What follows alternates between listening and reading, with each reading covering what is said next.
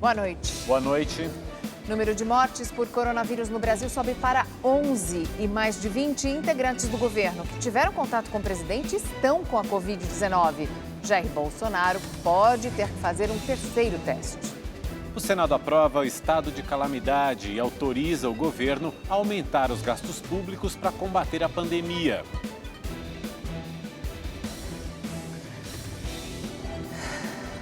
Temos muitos destaques hoje.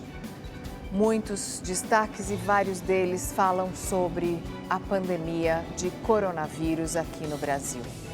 A cidade e o estado de São Paulo também decretam calamidade pública. A capital paulista viveu o primeiro dia com lojas fechadas, mas nem todo mundo ficou em casa. A Europa ultrapassa 5 mil mortes por Covid-19. Na Itália, foram mais de 620 em um dia. Os Estados Unidos limitam a circulação de pessoas na fronteira com o México. Nos estados da Califórnia e de Illinois, 52 milhões de pessoas vão ter que ficar em casa.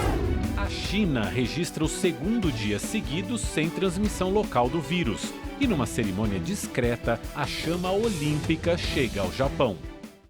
O presidente Jair Bolsonaro afirmou hoje que o governo não deve convocar médicos de outros países para ajudar no combate ao coronavírus.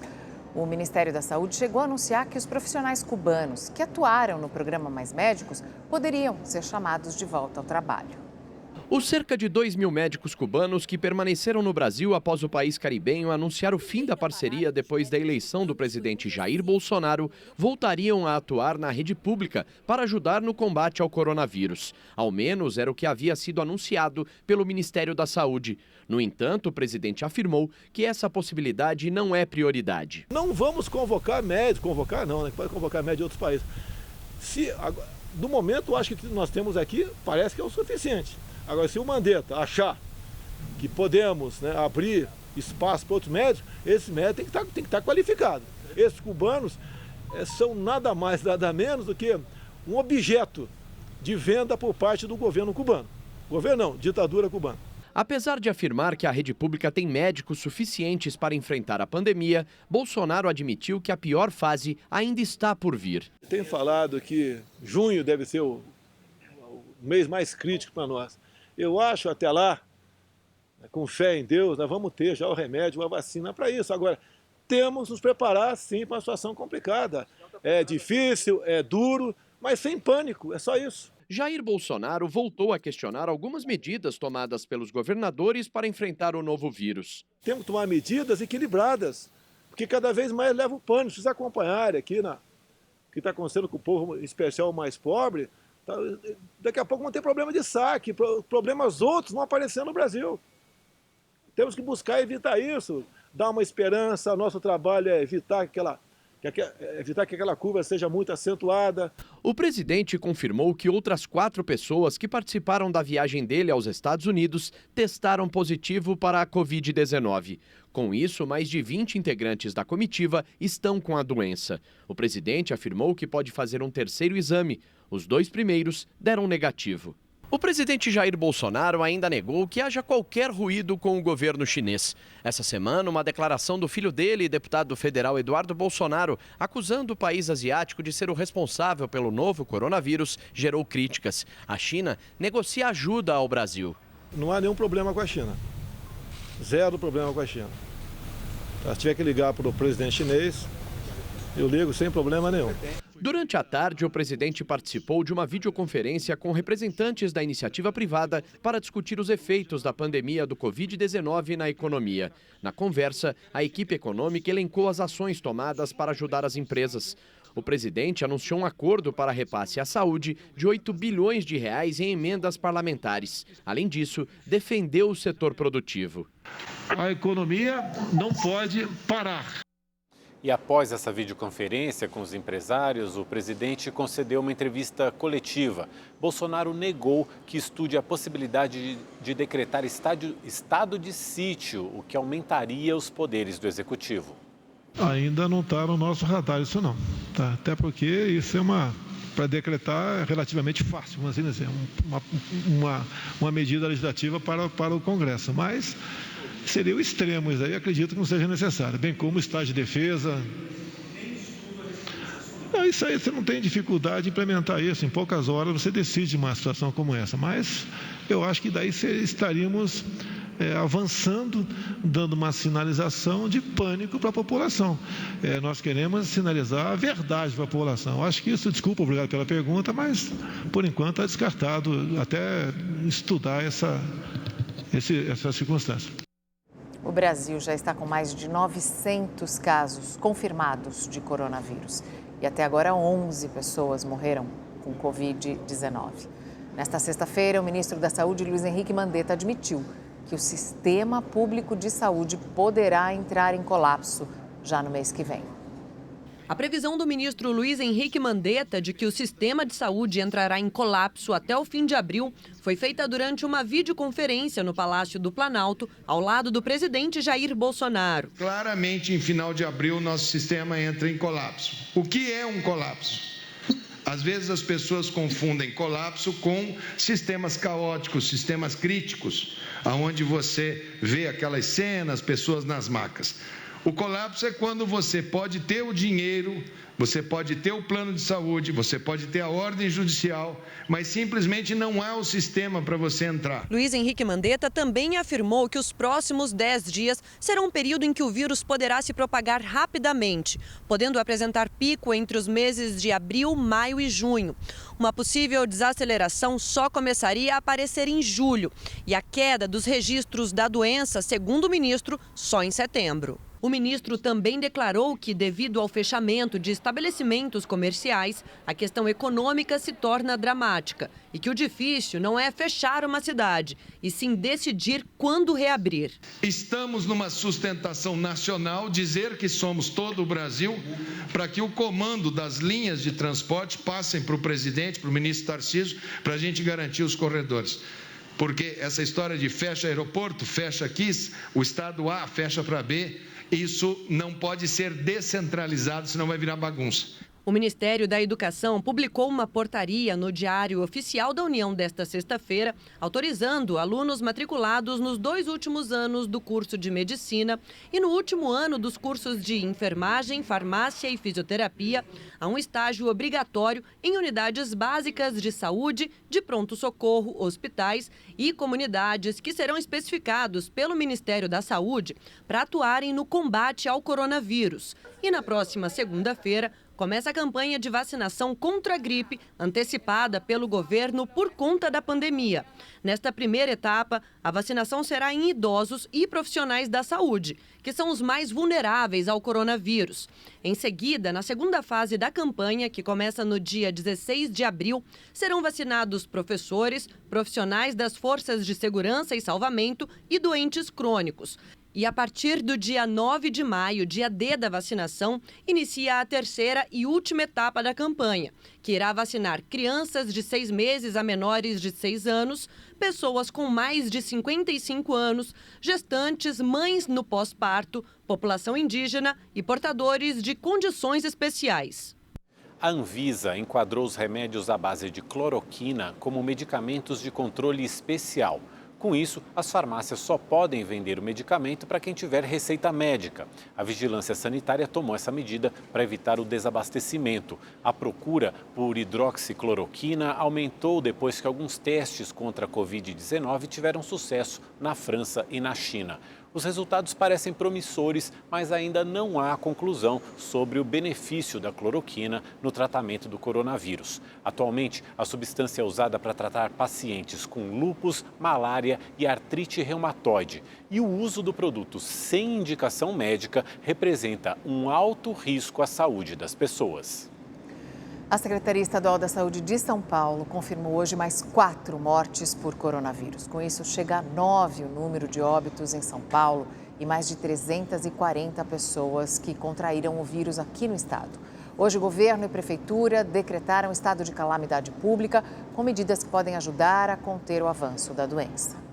O decreto será publicado no Diário Oficial de amanhã e permitirá tanto ao governador quanto ao prefeito adotarem ações de emergência essenciais para o combate à doença. O decreto simplifica o processo de compras e contratações de serviços essenciais, tira qualquer burocracia e protege os gestores públicos dessas medidas, dando mais agilidade e rapidez ao governo neste enfrentamento. Poder efetivar as decisões tomadas pelo secretariado que tem se reunido diariamente para poder analisar os últimos dados e tomar as medidas cabíveis. Na coletiva no Palácio dos Bandeirantes também foram anunciadas novas medidas restritivas. Entre elas está a limitação de visitas a presídios e o fechamento de parques florestais já a partir de amanhã. A decisão, que vai até dia 30 de abril, vale para todo o estado. A mesma medida também deve ser aplicada para os complexos esportivos, como o ginásio do Ibirapuera.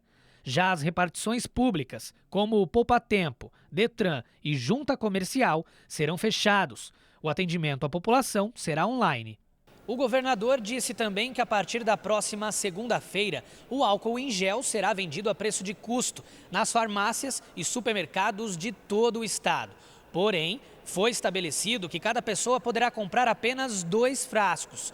Dória afirmou ainda que não há necessidade de estocar alimentos em casa, porque neste momento não existe risco de desabastecimento. Não há necessidade da população fazer corrida a supermercados, farmácias ou outros centros de venda de produtos de consumo para um estoque desnecessário. Para agilizar o atendimento e diagnóstico das vítimas, a Prefeitura Paulista anunciou uma parceria com o Instituto Butantan. Também está prevista a criação de mais 2.000 leitos de observação na cidade. O estádio do Pacaembu, na Zona Oeste, e o complexo do Anhembi, na região Norte, foram os locais escolhidos para a instalação das bases. Grande correria aos hospitais, então leitos de observação, 200 que devem ficar prontos em até 2 semanas lá no Pacaembu e mais 1.800 lá no Anhembi. Então serão ao total mais 2.000 leitos de baixa complexidade que o município oferece nesse trabalho conjunto Prefeitura, Estado e Ministério da Saúde, já preocupado com a terceira etapa desta doença.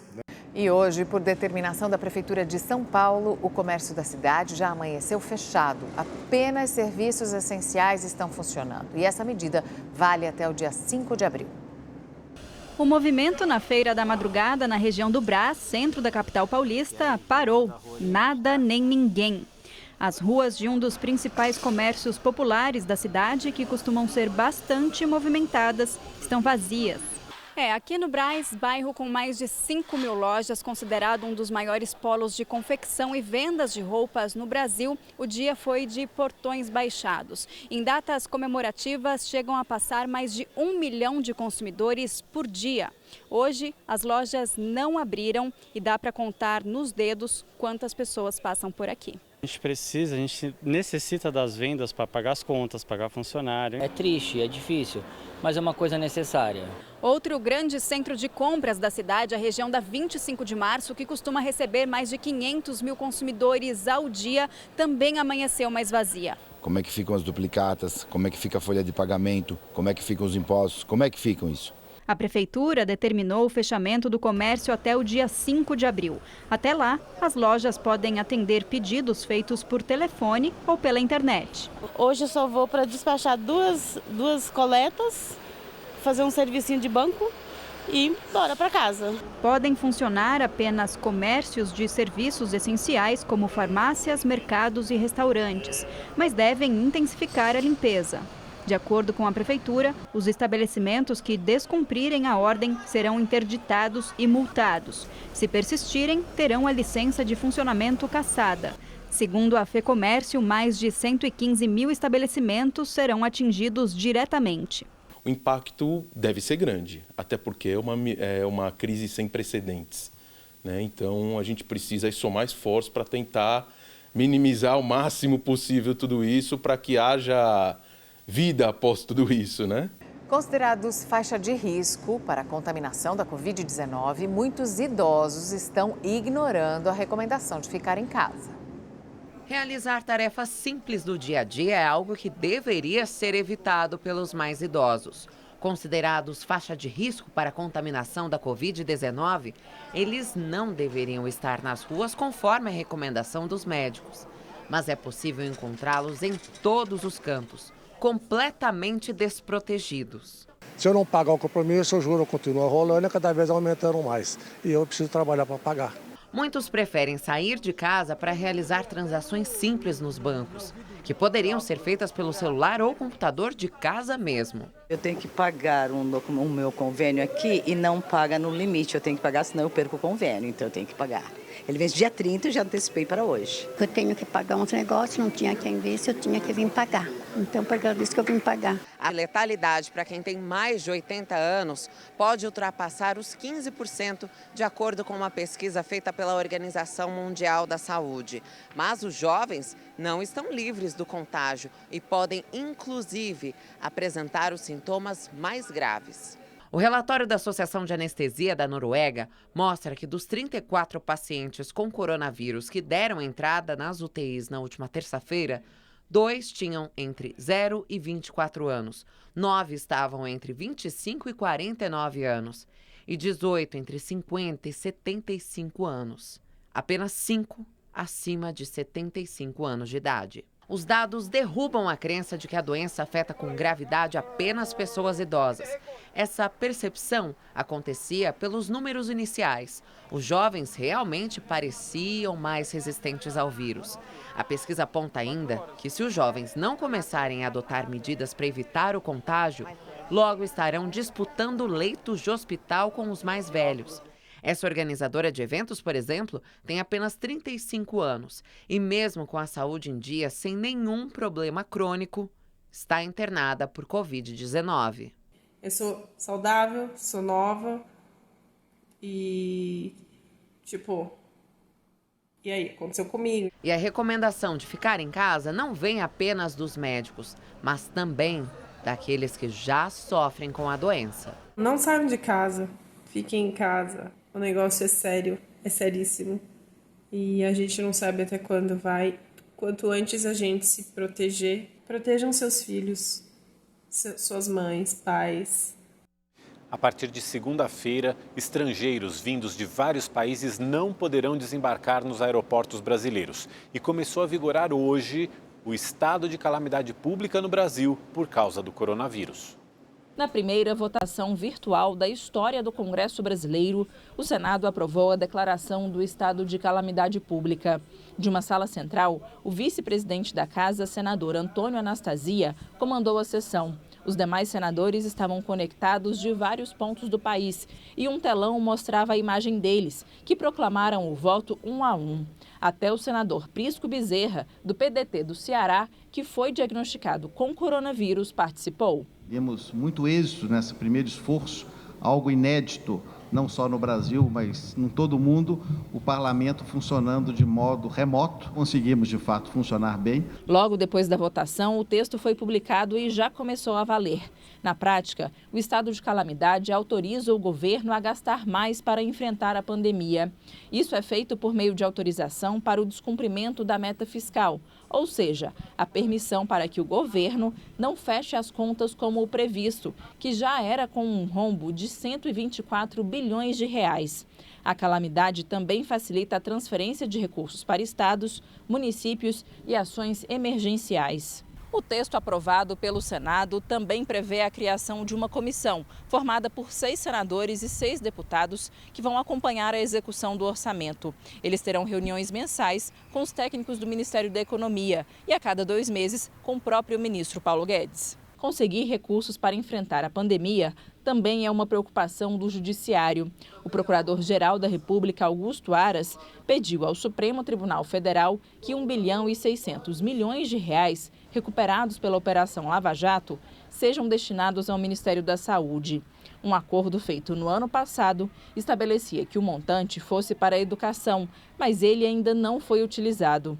O ministro Alexandre de Moraes, responsável pelo processo, pediu ao procurador a concordância de todos os participantes do acordo para que a mudança seja feita. Além do fechamento das fronteiras terrestres com países da América do Sul, determinado ontem, a partir de segunda-feira, também será proibida a entrada por meio aéreo de estrangeiros vindos da China, União Europeia, Islândia, Noruega, Suíça, Reino Unido, Austrália, Japão, Malásia e Coreia do Sul. Os voos dessas nações podem pousar, mas a entrada no país só será permitida aos brasileiros. O estrangeiro que tentar descumprir a proibição pode ser punido civil e penalmente, ser deportado imediatamente e proibido de pedir refúgio. A restrição tem prazo de 1 mês e esses países foram selecionados porque foram identificados como maior potencial de transmissão. Segundo o Ministério da Justiça, os Estados Unidos, onde a doença vem se alastrando, não foi incluído na lista porque não fechou as fronteiras para os brasileiros. O governo reduziu novamente a previsão de alta do PIB e praticamente zerou a expectativa de crescimento da economia para este ano. O Ministério da Economia cortou a projeção de crescimento de 2,1% para 0,02%. Para a inflação, a expectativa da equipe econômica passou de 3,12% para 3,05%. E agora vamos ao quadro É Política com a Amanda Klein. Boa noite, Amanda. Oi, Mauro, boa noite. Olha, vamos fazer o seguinte exercício. Imagine que o Brasil seja uma locomotiva. Essa locomotiva está andando bem, a 100 por hora, e de repente freia, de uma hora para outra, assim como o resto do mundo, abruptamente. As ruas pararam, estão vazias, a economia também. O governo começou o ano com projeção de crescimento de 2,4%. Caiu para 0%, conforme a coluna É Política antecipou ontem. A discussão agora é para evitar que essa locomotiva dê perda total. Na avaliação do governo federal, a dose do remédio deve ser administrada de modo a impedir o avanço rápido da pandemia, o que poderia provocar o colapso do sistema de saúde público e privado e, ao mesmo tempo, causar danos irreversíveis à economia. Em teleconferência hoje com empresários, Bolsonaro disse que a economia não pode parar. Ele procura tomar as rédeas da situação.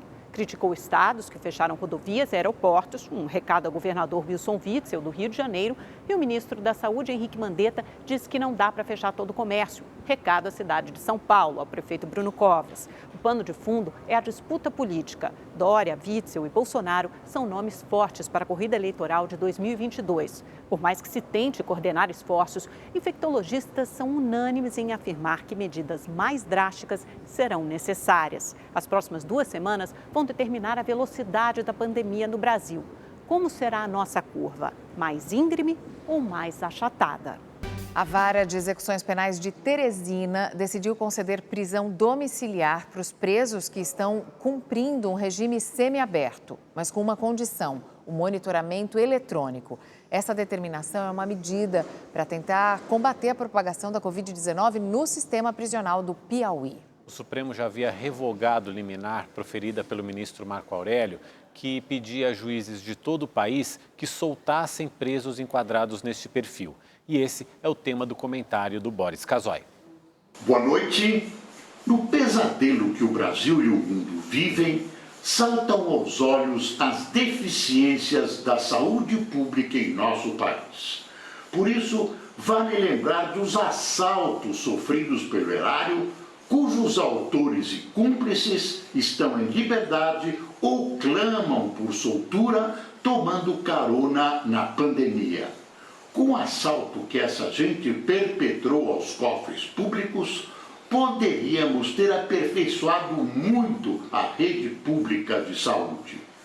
A vítima preferencial desse quadro é, obviamente, a camada mais pobre da população, não atendida pela rede particular. Essa é apenas uma das razões porque não se pode estender o benefício da liberdade em todas as instâncias a esses ladrões e quadrilheiros assassinos.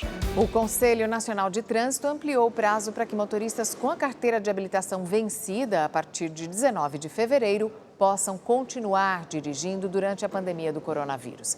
Além disso, a duração para a conclusão do processo de habilitação passa de 1 ano para 18 meses. O brasileiro Sérgio Campo Trindade, engenheiro químico vencedor do Nobel da Paz, ao lado de Al Gore e outros integrantes do painel intergovernamental de mudanças climáticas, morreu aos 79 anos em Nova York em decorrência de complicações ligadas à Covid-19. Entre os inúmeros impactos negativos que o novo coronavírus trouxe para o mundo, um ato de solidariedade ganhou espaço, ficou cada vez mais forte. Uma verdadeira corrente do bem que se formou, Brasil afora, para ajudar as pessoas que precisam se isolar. A Thalita Ribeiro conta essa história bonita. Desde o início da semana, Rafael resolveu ajudar os vizinhos que não podem sair de casa. Colocou um aviso no elevador, se disponibilizando a ir à farmácia e ao mercado para quem precisa. Os mais idosos não estão acostumados a pedir ajuda. E aí eu botei na minha cabeça que falei, bom, eu vou de alguma forma ajudar. Os pedidos chegam pelo WhatsApp. Com a lista em mãos, faz tudo a pé e depois é só entregar. Essa é a 5ª compra que o Rafael entrega. Seguindo as recomendações, ele evita ter contato com a vizinha. Por isso, ele deixa sempre as encomendas aqui na porta.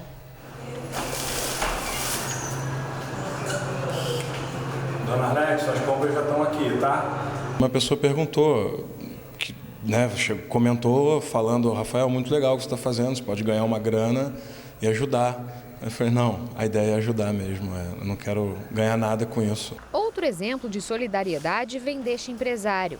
Após conseguir comprar uma boa quantidade de álcool em gel, ele distribui para quem não tem. Eu indo de carro para o trabalho, eu vi que estava vendendo e falei com a minha esposa, a gente precisa fazer alguma coisa. Além de entregar no prédio onde mora, Rafael distribui na rua. Murilo garantiu um frasco. Acabou gerando uma corrente do bem, né? Que outras pessoas entraram em contato comigo perguntando se poderiam fazer o mesmo, como fariam, onde é que eu comprei as bisnaguinhas e como é que é todo o processo. E a gente lembra você que no Facebook da Rede TV você pode acompanhar o nosso programa exclusivo no Facebook Watch, o Histórias do Dia, que traz vídeos com conteúdo atual e de interesse do internauta. O Rede TV News fica por aqui. Fique em casa. Uma boa noite e até amanhã. Fique em casa. Uma ótima noite para você.